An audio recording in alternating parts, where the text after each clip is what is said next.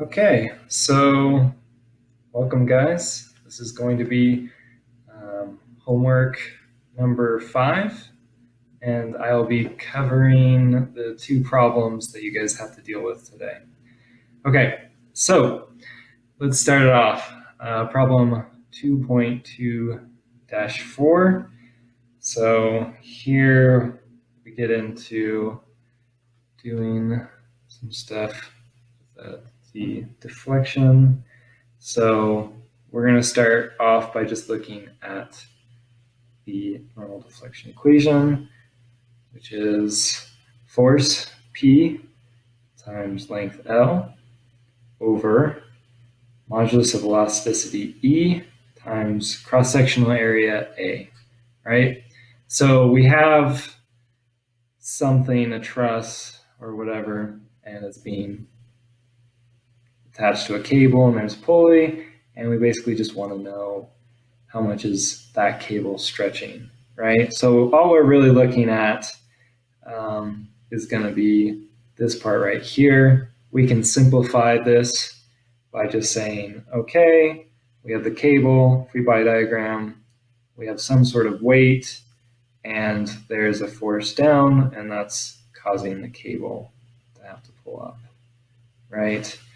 And in this case, the force is going to be the weight, right? So weight W.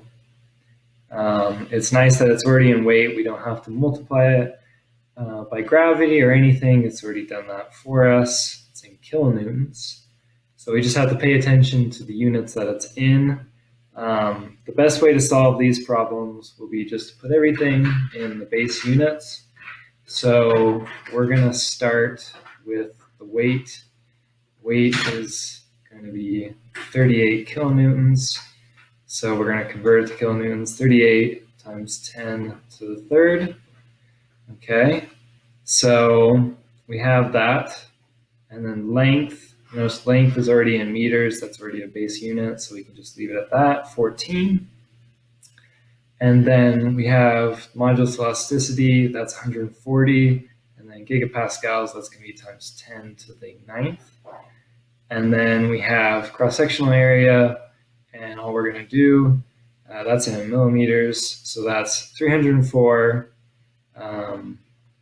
times 10, let's see, 304, oh, that's terrible. Let's try that again, 304 times 10 to the negative 6.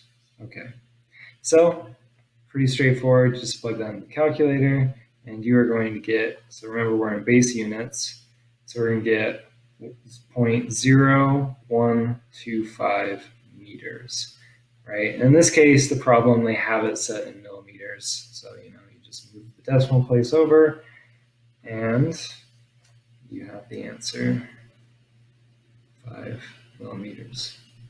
Right, so that is part A of this, and that's dealing with the stretch of the cable. Now we're going to move on to part B.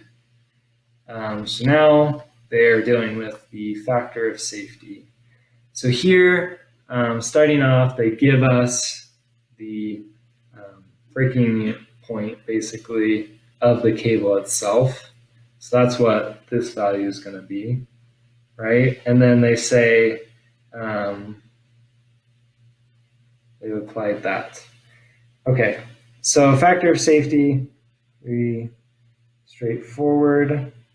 We're just going to have, it's the ultimate load, right, which is going to be our 406 kilonewtons.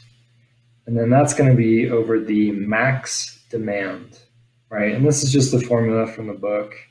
And that's going to be 70 kilonewtons, right? Obviously, everything cancels out. Use the calculator, and you are going to get a factor of safety of 5.8.